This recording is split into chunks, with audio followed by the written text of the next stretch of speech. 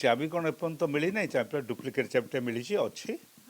ସେ duplicate ଚାବିଟାକୁ test କରିପାରିବେ ମାନେ ସରକାରଙ୍କ ଅନୁମତି ନେଇକରି ଡୁପ୍ଲିକେଟ୍ ଚାବି। ପ୍ରଥମ କଥା ହେଲା ଏ ସରକାର ଆସିବା ପୂର୍ବରୁ ବାରମ୍ବାର ଘୋଷଣା କଲା ସବୁଠେଇଁ ଯେ ପାତାଳରେ ଥିଲେ ମଧ୍ୟ ଆମେ ଚାବି ଖୋଜିକି ଆଣିବୁ।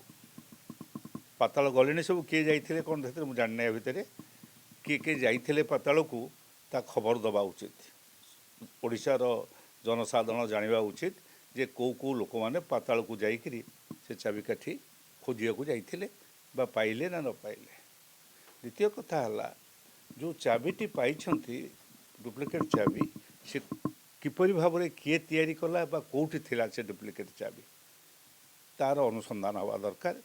ଏବଂ ସେ ଡୁପ୍ଲିକେଟ୍ ଚାବି ଆଗ ଟେଷ୍ଟ କରିବେ। ଯଦି ସେଥିରେ ଖୋଲିଗଲା ତାହେଲେ ଜାଣିବାକୁ ପଡ଼ିବ ଯେ ଏ ଡୁପ୍ଲିକେଟ୍ ଚାବି ତିଆରି ହେଲା କେମିତି ବା କେଉଁଠି ହେଲା ତିଆରି, କିଏ କରିଥିଲା ଆକୁ ତିଆରି। ଏସବୁ ଗୁଡ଼ାକ ଅନେକ କଥା ରହିଛି। କିନ୍ତୁ ବର୍ତ୍ତମାନ ପ୍ରଥମ କଥା ହେଲାଣି ରତ୍ନଭଣ୍ଡାର ଖୋଲିବା କଥା। 14 ତାରିଖରେ ଖୋଲିଲେ ଯଦି ଅତି କମ୍ରେ 45 ଦିନରୁ 50 ଦିନ ଲାଗିବ। ଏବେ ନୂଆ ଟେକ୍ନୋଲୋଜି ଏଇ ଅନୁସାରେ କରିବେ, ଗଣତି କରିବେ ଏବଂ ସେ ଦୃଷ୍ଟିରୁ 50 ଦିନ ଖଣ୍ଡେ କମ୍ ଲାଗିବ ନାହିଁ। ତାଲିକା, ପୂର୍ବ ତାଲିକା ମୋ ପାଖରେ ବି ଅଛି। ଆମ ପାଖରେ ସବୁ ମାନେ ଅନେକ ଲୋକଙ୍କ ପାଖରେ ଥିବ, କାରଣ ଏ ତାଲିକା ସମ୍ପର୍କରେ ପୂର୍ବରୁ ଯାହା ହେଇଥିଲା ତା'ର ଗଣତି ହେଇକି ସବୁ ରହିଛି, ଜିନିଷ ରହିଛି।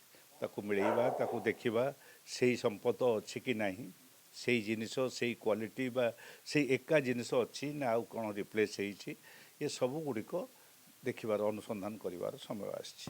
ମୁଁ ତ ଆଶା କରିବି ଯେ ସରକାର ଖୁବ୍ ଶୀଘ୍ର ତାଙ୍କୁ ଅନୁମତି ଦେଇକରି ଏ ଚାବି ଖୋଲେଇବା କରିବେ ଏବଂ ଏଇ ଯୋଡ଼ିଏ ତିନୋଟିର ପ୍ରଶ୍ନର ଉତ୍ତର ଜନସାଧାରଣ, ନୂଆ ସରକାର, ମୁଁ ସେଥିପାଇଁ ତାଙ୍କୁ ଅନେକ ସମାଲୋଚନା କରିବା ଢଙ୍ଗରେ କହୁନାହିଁ। ଯେହେତୁ ତାଙ୍କ ଦଳର ନେତାମାନେ ଆସିକରି କହୁଥିଲେ ଯେ ପାତାଳରେ ଥିଲେ ମଧ୍ୟ ଆମେ ଚାବି ଖୋଜିକି ଆଣିବୁ, ସେଇ କଥାଟି ଆମେ ଜାଣିବାକୁ ଚାହୁଁଛୁ। ଚାବି ପାଣ୍ଡିଆନ ଗିରଫ କରନ୍ତୁ। ଯଦି ପାଣ୍ଡିଆନ ନେଇଯାଇଛି, ଯଦି ପାଣ୍ଡିଆନ ପାଖରେ ଅଛି ବା ପାଣ୍ଡିଆନ ନେଇଯାଇଛି, ତାହେଲେ ତାକୁ ସେ କହୁଥିଲେ ପୁରା ପାତାଳରେ ଖୋଜିବା ପାଇଁ। ପାଣ୍ଡିଆନ ତ ମର୍ତ୍ତ୍ୟପୁରରେ ଅଛି, କେଉଁ ଜାଗାରେ ଗୋଟେ ମର୍ତ୍ତ୍ୟପୁରରେ ଥିବ। ତାକୁ ଖୋଜିକି ବାହାର କରୁନାହାନ୍ତି, ତାକୁ ଖୋଜିକି ତାଠୁ ନେଉନାହାନ୍ତି, ଚାବି ଆଣୁନାହାନ୍ତି। କ'ଣ ସେ କଥା ସେଇଟା ହିଁ ଠିକ୍।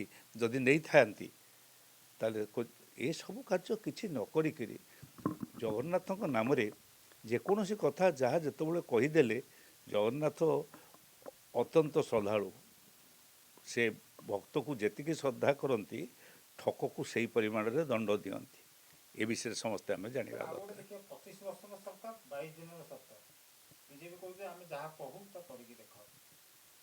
କିଏ? ବିଜେପି ଯାହା କହୁ ଆମେ କରିକି ଦେଖାଉ। ବସ୍ ସେଇ କଥା କହୁଛି। ସେ ଯାହା କହନ୍ତି, 25 ବର୍ଷର ଖୋଲିପାରୁନ ତାଙ୍କର ଭାରତବର୍ଷରେ ଯାହା ସବୁ କହିଛନ୍ତି କରିକି ଦେଖାଇଛନ୍ତି। ଆମେ ଦେଖିଛୁ, ସବୁ ଦେଖିଲୁ। 10 ବର୍ଷ ଭିତରେ ଲୋକେ ଲୋକେ ବି ଦେଖିଲେ। ମୁଁ ସେଇଥିପାଇଁ କହୁଛି, ସେ କହିଥିଲେ କି ନାହିଁ, ପ୍ରଥମ ପ୍ରଶ୍ନ ଯେ ପାତାଳକୁ ଯାଇକି ଆମେ ସେ ଆଣିବୁ, ଚାବି ଆଣିବୁ, ସେ କଥାଟା କହିକିରି କରିକି ନିଶ୍ଚୟ ଦେଖେଇବେ। କେଉଁଠି କିଏ ପାତାଳକୁ ଆଉ କେଉଁ ପାତାଳକୁ। ସେ ନାଗପୁରକୁ ଯାଇଥିଲେ। ପାତାଳର ପ୍ରାୟ 7ଟା ସ୍ତର ଅଛି। ଆମର ଯାହା ପଢ଼ିଛେ ପୁରାଣମାନଙ୍କରେ, ନୃସିଂହ ପୁରାଣରେ, ଏସବୁ ପାତାଳର ବିଭିନ୍ନ ସ୍ତର ସବୁ ରହିଛି, ବିଭିନ୍ନ ଜାଗା ଅଛି। ସେ କେଉଁ ପାତାଳକୁ ଯାଇଥିଲେ, କେଉଁଠୁ ଚାବିକାଠି ପାଇଲେ, ସେଇ କରିକିରି ଦେଖିବା ପାଇଁ ତ କହୁଛୁ।